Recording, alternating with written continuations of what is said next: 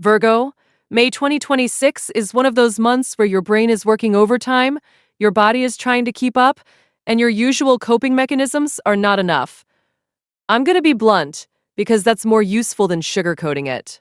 Uranus entering Gemini is hitting the part of your life that deals with direction, visibility, reputation, and the pressure to know what you're doing. So, mentally, this can feel like a constant stream of sudden ideas, career pivots, random insights, sharp instincts about what needs to change, and a weird inability to switch off. You may feel more ambitious, more alert, more creatively alive. You may also feel fried. The problem this month is not lack of intelligence, it's the speed. Your mind is moving faster than your nervous system wants to.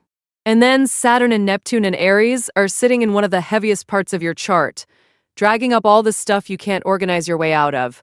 Trust, control, intimacy, shared money, emotional exposure. The fear of needing people, the fear of being disappointed by them. Saturn is asking you to grow up around those themes. Neptune is dissolving whatever fake certainty you had there. So if you feel more exhausted than usual, less defended, less sure of what's yours and what's someone else's, that makes sense. This is not a cute healing era. This is deeper than that. This is you realizing that being competent is not the same thing as being emotionally safe. And some of you have been surviving on competence for way too long. Mentally, May can feel jagged. Uranus and Gemini can bring brilliant ideas around work, career, public image, leadership, or the future you actually want, but it can also make you extremely reactive to pressure. You could become more impatient with incompetence, more sensitive to emails, more likely to spiral if plans suddenly change. Virgo already notices everything. This month you notice it faster, and not all of that information is helpful. You don't need to process every signal. You don't need to respond to every problem the second it appears. Some of your stress this month is real. Some of it is your mind trying to outrun uncertainty. That's why grounding matters so much. Without it, your thoughts start acting like emergencies. And the emotional truth underneath all this is that you're craving security, even if you don't always say it out loud. Jupiter in late Cancer is making you want deeper emotional safety through the people around you, the spaces you move through, and the future you're building. You want your life to feel softer. You want your circle to feel like home, not like another obligation. You want support that doesn't need to be earned every 5 minutes. That's a real need this month, not a weakness. Some of you are realizing that you've been pouring so much energy into being useful that you forgot to ask whether the people around you actually make you feel held. That question gets louder in May. And honestly, it should. May 1st is where the month gets intense. That full moon in Scorpio can bring an emotional purge through conversations, news, truths, secrets, and the way you communicate what you actually feel. This is not surface level. Scorpio energy has a way of forcing honesty out of places where you've been swallowing it. A secret can come out. A hard conversation can happen. A situation involving debt, intimacy, trust, or emotional entanglement can finally show its real shape. And for you, Virgo, this can also hit your mind hard. You may say something you've been holding in for months. Someone else may tell you something you can't unknow. If there's been manipulation, avoidance, half-truths, or passive-aggressive tension hanging in the air, May 1st can break that open fast. Let's be real about love, because this month is not casual emotionally, even if you're trying to keep it tidy. If you're single, the first half of May can bring attraction that feels intense, mentally consuming, and weirdly exposing. You could get pulled towards someone who feels deep, mysterious, emotionally layered, maybe even a little dangerous. I know that sounds dramatic, but you know exactly the type. The problem is that intensity can make you think there's substance when really there's just chemistry and projection. Saturn and Neptune in Aries are already making you more vulnerable around trust and attachment. So be careful. If somebody activates your anxiety more than your peace, that is not a soulmate sign. It's a warning sign. This month, the right person won't make you decode every message like it's forensic evidence. If you're attached, May is asking whether the relationship is actually honest where it matters. Not polite, not functional. Honest.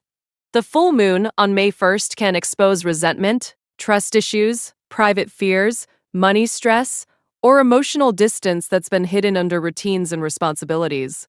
Virgo has a habit of trying to fix the environment instead of naming the feeling. You'll clean the kitchen, organize the schedule, solve the practical problem, and meanwhile, the emotional issue is sitting there untouched. That strategy is not going to work this month. If you need reassurance, say it.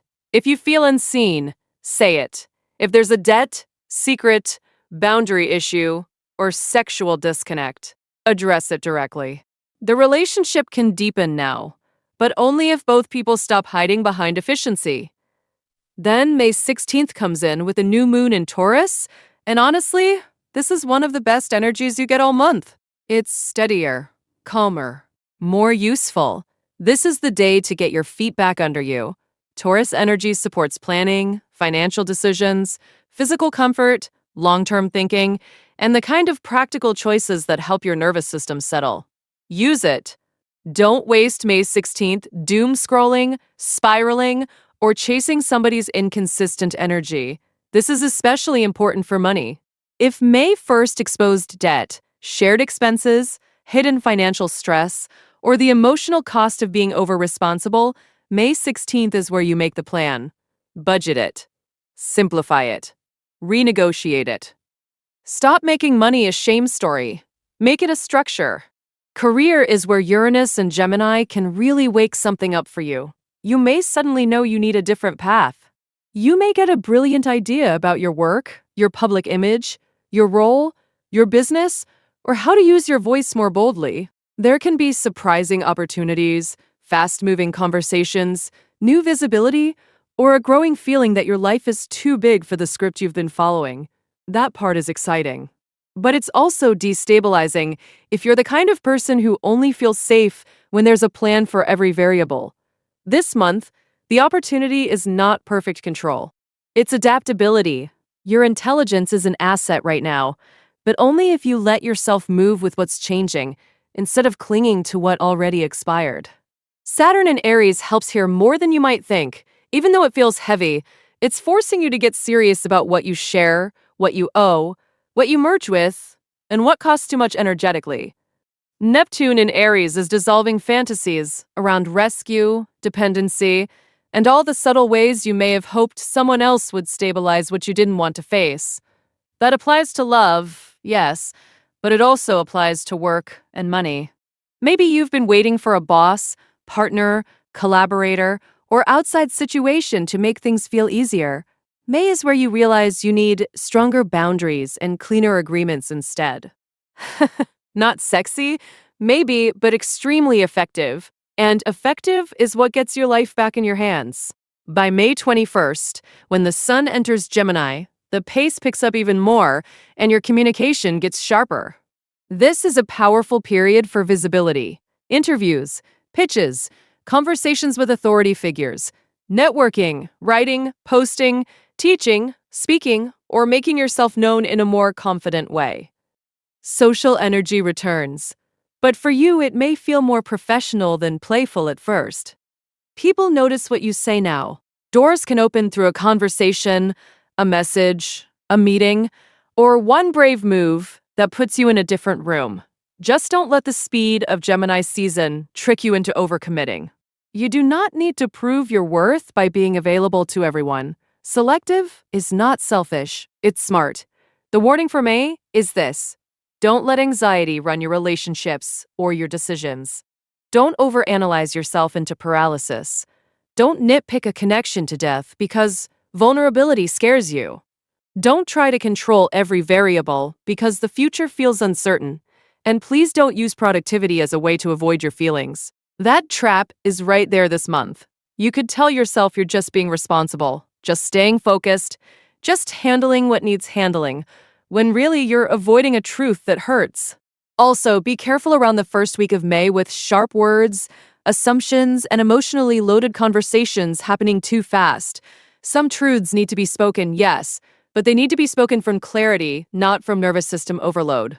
The opportunity is huge, though, because May can make you stronger in a very real way. Not harder, stronger, smarter about where your energy goes, more honest about what intimacy actually requires, more mature about money, more willing to be visible in a way that reflects who you are now, not who you had to be to survive. Jupiter in late Cancer is reminding you that your future should feel nourishing, not just impressive. Uranus in Gemini is opening new professional possibilities. Saturn and Neptune in Aries are clearing out the emotional and financial mess that keeps straining you underneath it all. So this is how you win May 2026. Virgo, let May 1st show you what truth can't be avoided anymore. Use May 16th to ground your finances, your body, and your next steps. Let May 21st help you speak, move, connect, and be seen. But do it from a centered place, not a frantic one. This month is not asking you to have every answer. It's asking you to stop pretending control is the same thing as peace. Once you get that, everything starts moving in a better direction.